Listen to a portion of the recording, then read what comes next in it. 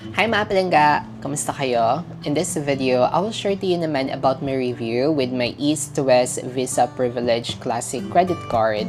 So I got this card mga palangga way back October 2024 last year. So almost 5 months na rin yung nakakalipas. Honestly, hindi talaga ito yung card na in-apply ko kay East to West. Yung in-apply ko talaga na card sa kanila is yung Visa Platinum na merong 8.8% cashbacks. So dahil higher cashback siya, kaya naman naging interesado ako kung kumuha ng card o ganung card kay East West.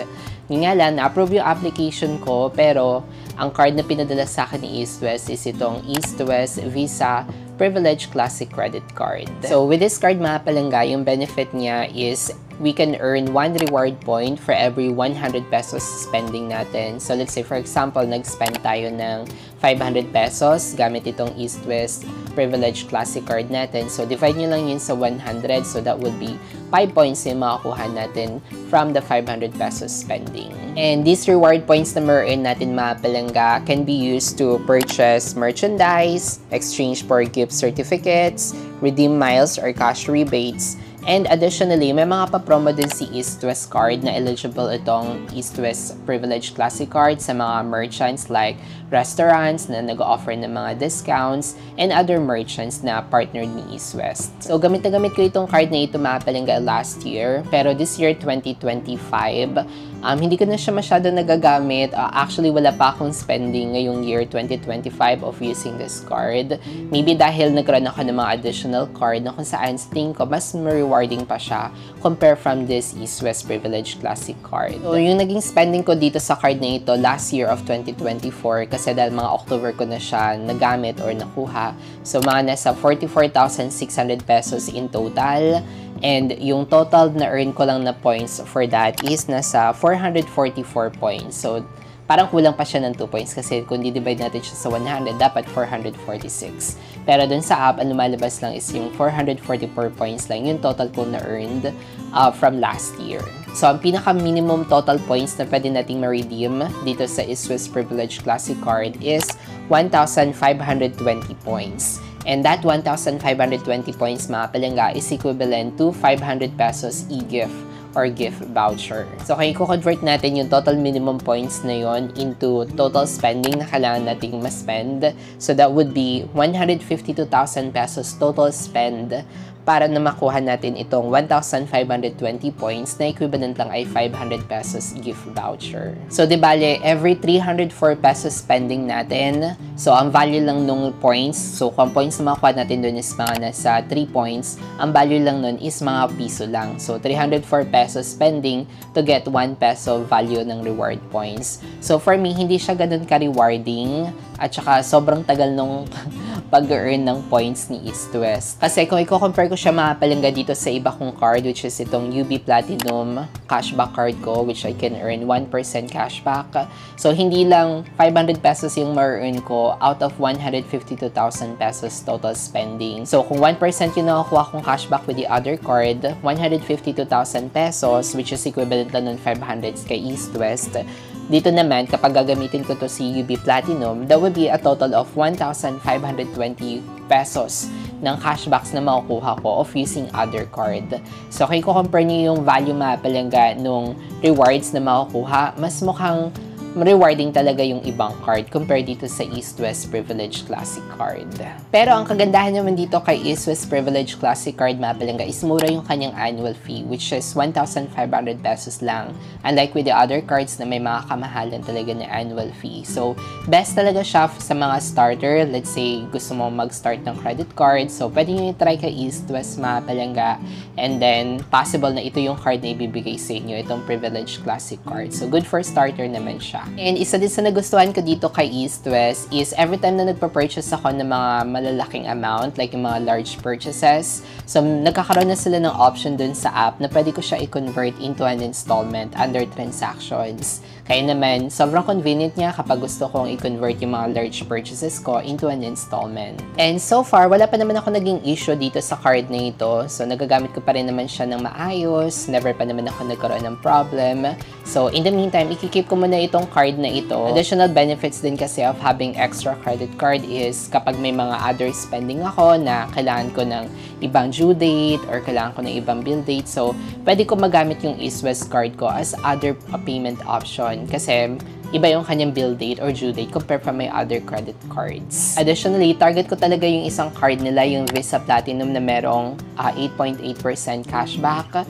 So, wait ko muna after a year and then i-check ko kung kaya ko siya ma-upgrade into that card na gusto ko talaga kay East West.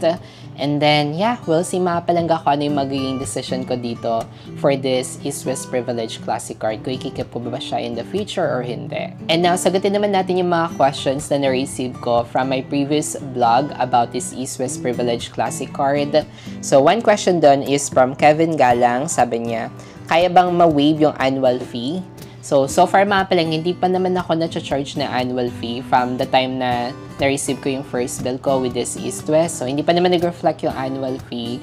So, I'm expecting na baka this October, this year 2025, kasi yun yung mag-anniversary yung card ko. So, I'm expecting na dun mag-reflect yung annual fee ko. And then, I'll check with East West kung may option ba ipa-waive yung annual fee. Pero for now, hindi ko pa siya na-experience kasi hindi pa naman ako na-charge. Pero gawin natin siya ng video soon kapag pagbigyan tayo ng waiver for annual fee. And another question naman na na-receive ko is from Baby Banshot. Sabi niya, paano daw makuha o nakukuha yung PIN ng card? So, itong PIN ng card mga palangga is only for the purpose of cash advance. Pero hindi naman talaga siya necessary.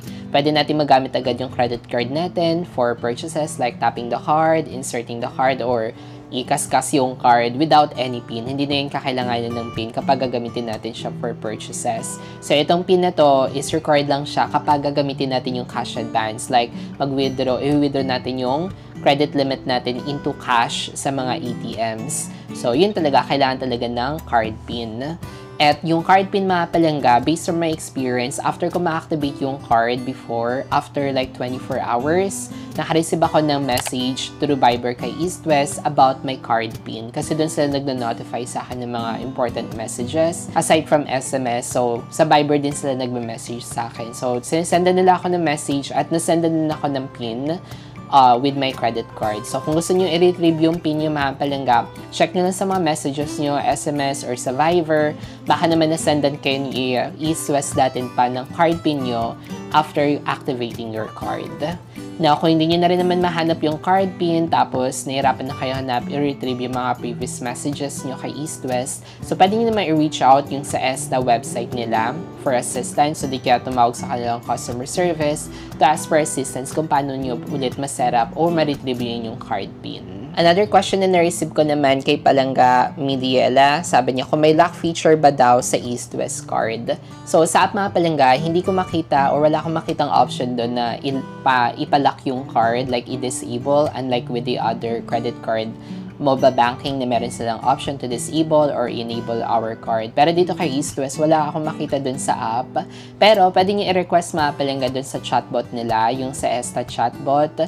Meron silang option sa Messenger. Make sure na yun talaga yung kausap nyo kasi may mga mapapansin ako, may narinig ako ngayon na nai-scam, iba na pala yung kachat nila, hindi na pala yung East West. So, kung para sure ka mga palangga na East West talaga yung kachat mo, mas maganda dun sa official website nila or tumawag na lang kayo sa customer service nila for assistance. And helpful din naman yung ESTA chatbot nila mga palangga. Like, may other concerns tayo, like requesting ng increase ng credit limit, o di kaya pag-redeem ng mga points natin. So, pwede na natin siyang i-chat instead of calling their customer service, as mas convenient siya mga palangga. And meron ding helpful information na na-share sa atin yung isa nating palangga sa previous video ko. Sabi niya, East West has 50 pesos multiple payment fee for more than 2 payments within the billing cycle. And na-notice ko din siya mga palangga dun sa SOA na na-receive ko kay East West. Meron na nakalagay na payment reminder. Sabi doon, kapag within East West app siya mga palangga, prinocess natin yung payment. Kahit multiple payments pa yan,